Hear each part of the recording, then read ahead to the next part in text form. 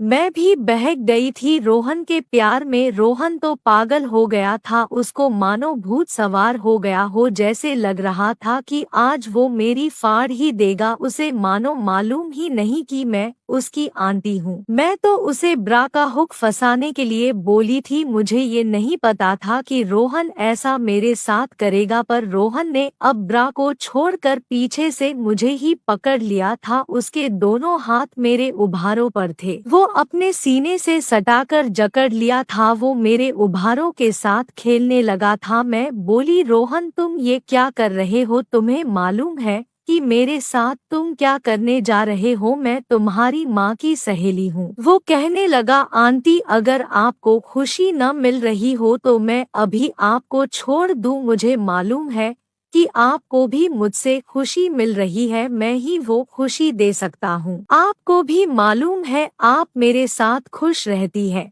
मैं उस दिन आपके गोरे गोरे सुडौल उभारों को देखा, उसी दिन से मैं रातों को सोता नहीं हूँ। आज मैं आपको नहाते हुए देखा तो मेरी उत्तेजना जाग उठी। मैं मौका ढूंढने लगा और मौका आज ही मिल गया। आज मैं आपको नहाते देखकर मेरा आपा खो गया। मैं अब अपने बस में नहीं हूँ। रोहन ये कहते हुए मुझे बाहों में उठा लिया और बेड पर पटक दिया। उसकी आंखों में नशा चढ़ गया था। उसे तो कुछ और दिखाई ही नहीं दे रहा था, बस वो मेरे कपड़े को निकालकर अपने केले को घुसा देना चाहता था। मेरा मन भी यही चाह रहा था, मेरी बंजर पड़ी गुफा आज पानी पानी हो जाए। चाहे जो हो जाए, मैं आज बरसों की प्यास बुझाने के लिए मैं भी शायद तैयार ही थी, लेकिन मेरी आत्मा ने मुझे ऐसा करने से रोक रही थी और मन प्यार में गोते लगाने को कह रहा था। इन दोनों के लड़ाई में मेरी आत्मा मन पर हावी हो गई, क्योंकि वो था तो मेरी सहेली का बेटा ही। मेरी आत्मा आज तो रोक दी, आगे क्या होगा पता नहीं। और मैं रोहन से बोली, तुम्हारी बात सही है, तुम जब मेरे साथ होते तो मुझे खुशी मिलती है। तुमने मेरे अकेलेपन को खत्म किए, मैं अपना वक्त तुम्हारे साथ बिताती हूँ तो अच्छा लगता है। मैं चाहती हूँ कि तुम मेरे साथ बातें करो, लेकिन इसका मतलब ये नहीं है कि तुम हमारे साथ ये सब करो। मैं तुम्हारी माँ की सहेली हूँ, तुम मेरे साथ ऐसी हरकत करने की कैसे सोच सकते हो? मैं तुम्हारे साथ नहीं सो सकती हूँ। रोहन तुम मेरे अच्छे दोस्त की तरह हो, तुम्हें मैं अपना दोस्त समझती हूँ जिसके साथ अपने दिल की बात शेयर कर सकूं। तुम मेरे अच्छे दोस्त की तरह हमेशा रहोगे, पर वो वाली बात तुम्हारे साथ कैसे कर सकती हूँ? तुम मुझे छोड़ दो, मेरे साथ ऐसी हरकत मत करो, हम लोगों का रिश्ता बदनाम हो जाएगा। मैं बस यही चाहती कि साथ हो तुम्हारा। मैं तुम्हें बहुत पसंद भी करती हूँ। मेरे अंदर की जवानी सोई नहीं है, तुमने उसे जगा दिया है, पर मैं इस रिश्ते को बदनाम नहीं करना चाहती। मेरी बात सुनकर रोहन का मन बिल्कुल उतर गया, उसके फेस की रौनक गायब हो गई, वो बिल्कुल मायूस हो गया। उसके मन की इच्छा पूरी नहीं हो सकी। रोहन कहने लगा, आप क्या कह रही है? मुझे कुछ समझ नहीं आ रहा है, मुझे बस एक ही चीज दिखाई दे रहा है, आपने मेरी उत्तेजना को बढ़ाया है। मैं रोहन से बोली, मुझे क्यों दोषी बना रहे हो? आपने फाटक क्यों खुला छोड़ दिया? मैं आपकी गुलाबी बदन को देखकर अपने आप को कंट्रोल नहीं कर पा रहा था। तुम्हें हमें बिना कपड़े का देख शर्म नहीं आई? मुझे उस समय और अब भी कुछ समझ नहीं आ रहा है, क्या सही है क्या गलत है। मैं बोली, रोहन मेरी बात को समझो, हम लोग अच्छे दोस्त हैं और रहेंगे, तुम बहसीपन मत करो। ये सब बातें सुनकर रोहन गुस्से में मुझे छोड़कर बाहर चला गया। वो 2 दिन तक मुझसे बात भी नहीं किया, पर वो बहुत दुखी रहने लगा था। मेरी भी उससे बात नहीं होने पे मेरा भी मन नहीं लग रहा था। मैं बहुत बार कोशिश करती रही, पर वो बाहर निकल जाता और बात नहीं करता था। मेरा मन भी बेचैन होने लगा था। उससे जब भी बात होती और उसका साथ मिलता तो मैं बहुत खुश रहती थी। तीसरे दिन मैं बोली, रोहन तुम मेरे दर्द को नहीं समझ सकते, तुम्हें मैं मना कर दी तो तुम्हें कितना दुख हो रहा है। मैं इस दुख को कितने साल से काट रही हूँ, फिर भी मैं कुछ नहीं बोलती। वो मुझसे प्यार भरा अपना 10 मिनट भी दे देते तो मैं खुश हो जाती। मैं उनसे बस बात करना चाहती हूँ, पर उनके पास बिजनेस को छोड़कर बाकी किसी के लिए समय ही नहीं है।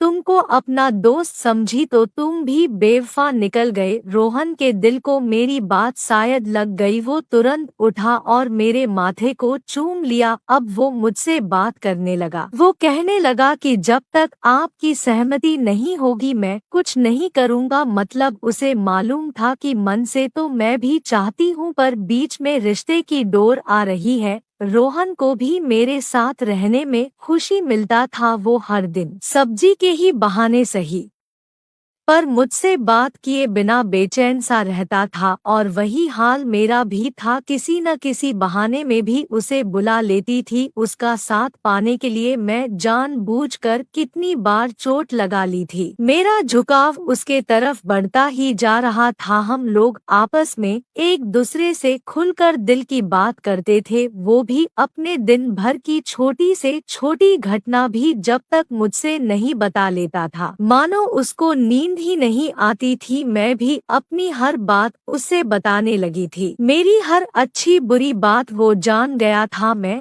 उससे अपनी हर बात उससे शेयर कर दी थी। उस दिन की सपने वाली बात भी मैं रोहन को बता दी थी। मैं सपने में ही सही, पर बहुत खुश हुई थी। रोहन, उस रात सपने में तुमने मुझे बहुत खुशी दिए थे।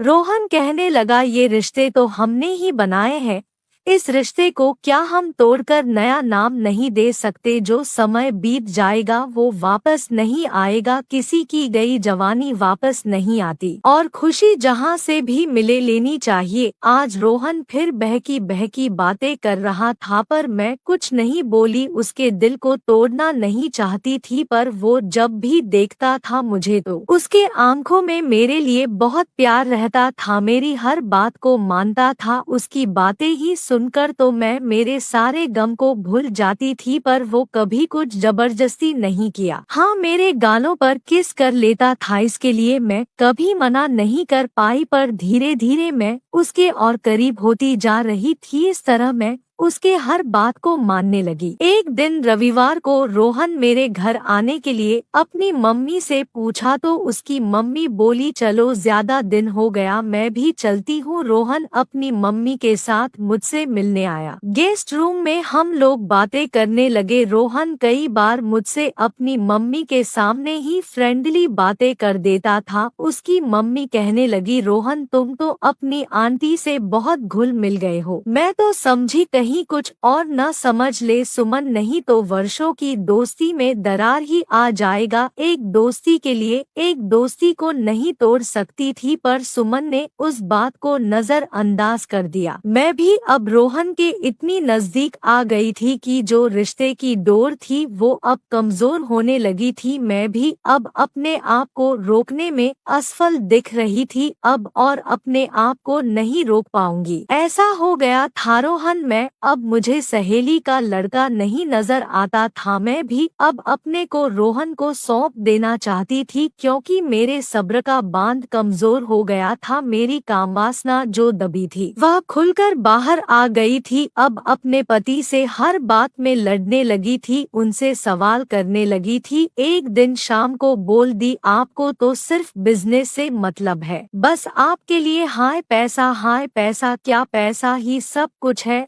जिंदगी में सिर्फ पैसा ही आपके लिए महत्वपूर्ण है। आपके लिए मैं कुछ भी नहीं हूँ, आपको सिर्फ पैसा से प्यार है। जिंदगी में आपको सिर्फ पैसों से मतलब है। ये पैसा तो हम लेकर ऊपर नहीं जाएंगे, जो समय निकल जाएगा वो कभी वापस नहीं आएगा। पर आपको इससे क्या मतलब, आपकी बीबी तो पैसा है, उसी से आपकी खुशी है। मैं आज अपनी सभी भड़ास निकाल दी। वो मेरी बातों को चुपचाप सुनने लगे, क्योंकि इससे पहले मैं उनसे इस तरह कभी बात नहीं की थी। वो मेरी सभी बातें बहुत ध्यान से सुन रहे थे, एक शब्द भी कुछ नहीं बोले। मैं अपना सारा गुस्सा उनपे उतार दी। वो बहुत समय तक चुपचाप बैठे रहे। मैं जब उनसे खाने के लिए बोली तो वो खाने के लिए भी नहीं उठे। मैं भी बहुत गुस्से में थी, दोबारा कुछ नहीं बोली और सोने के लिए चली गई। वो कुछ समय बाद बेडरूम में आए और मेरे बगल में बैठ गए। वो मेरे हाथ को अपने हाथ में लेकर कहने लगे, मुझे माफ कर दो सिमन, मैं सचमुच पैसे के पीछे अंधा हो गया था। आज तुमने मेरी आंख खोल दी। मैं अपनी असल खुशी को छोड़कर अपनी और तुम्हारी दोनों की जिंदगी का कीमती समय बर्बाद कर रहा हूँ। हाँ, पैसा जरूरी है पर अपनी खुशी को छोड़कर नहीं। वो तुरंत एक फोन किए और बोले, कल की मेरी सारी मीटिंग कैंसिल कर दो। वो सुबह हमें लेकर बाहर गए, शॉपिंग मॉल से कपड़े खरीदे, होटल में जाकर खाना खाए और पूरा दिन मेरे साथ बिताया। मुझसे प्यार भरी बातें भी की, मानो वो अब ये जान गए कि असल में तो जिंदगी में खुश रहना ही असली खुशी है। और अगर हम अपने फैमिली को खुश नहीं रख पाए तो न दौलत किस काम का। वो अब समय से हर रोज आ जाते थे। घर आने के बाद मेरे पास ही समय बिताने लगे। घर पर जब तक रहते हैं, अब बिजनेस की कोई बात नहीं करते। हर हफ्ते छुट्टी लेकर कहीं दूर घूमने के लिए ले जाते। उस दिन से मेरी जिंदगी में बहार आ गई। उनके चेहरे पर भी अब खुशी झलकने लगी। मैं रोहन को भी धन्यवाद बोली, अगर वो मेरे अंदर जज्बात नहीं पैदा किया होता तो ऐसे ही जिंदगी को काट रही थी। उसे ही अपने भाग्य का हिस्सा मान चुकी थी। मेरी खुशी में दिन प्रतिदिन इजाफा ही हो रहा था। रात की खुशी भी मिल रही थी। मैं उनके प्यार के लिए तरस रही थी, पर अब तो वो प्यार की बरसात ही करने लगे थे। अब वो मेरे साथ अब बहुत समय बिताने लगे। उनको भी मेरा साथ अच्छा लगने लगा। एक दिन बोले, मैं तो अपनी जिंदगी को यूं ही बर्बाद कर रहा था। जवानी को बर्बाद करके पैसे को ही असली जिंदगी मान लिया था। सिमन, तुम मेरी आंखों को खोल दी। मैं तुम्हें इसके लिए बहुत बहुत बधाई देता हूँ। जितने साल हम सबके बर्बाद हो गए उन्हें मैं वापस तो नहीं ला पाऊंगा, पर अब बर्बाद नहीं होने दूंगा। वापस तो नहीं ला पाऊंगा पर अब बर्बाद नहीं होने दूंगा। पहले वो आकर खाना खाने के बाद सो जाते थे, अब तो मानो उनकी जवानी जाग गई हो। वो एक दिन कहने लगे, तुम तो मेरे पास थी पर मैं पैसों में अपनी खुशी ढूंढ रहा था। अपनी इतनी सुंदर बीबी को मैं कैसे भुला दिया था। वो अब खूब रोमांटिक बातें करते थे। मैं सोचने लगी, मेरी खुशी को अब किसी की नजर ना लगे मुझे। अब वो जिस दिन छुट्टी रहता था मुझे पूरी रात सोने नहीं देते थे। मैं कभी कभी सोचती, अगर उस दिन बहक गई होती तो कुछ क्षण के लिए तो खुशी मिल जाती, पर ये पूरी जिंदगी मिलने वाली खुशी से दूर रह जाती। रोहन मेरा अच्छा दोस्त है, आज भी मैं अपनी हर बात शेयर करती हूँ और वह अपनी पढ़ाई पूरी करके अच्छी नौकरी करने लगा है।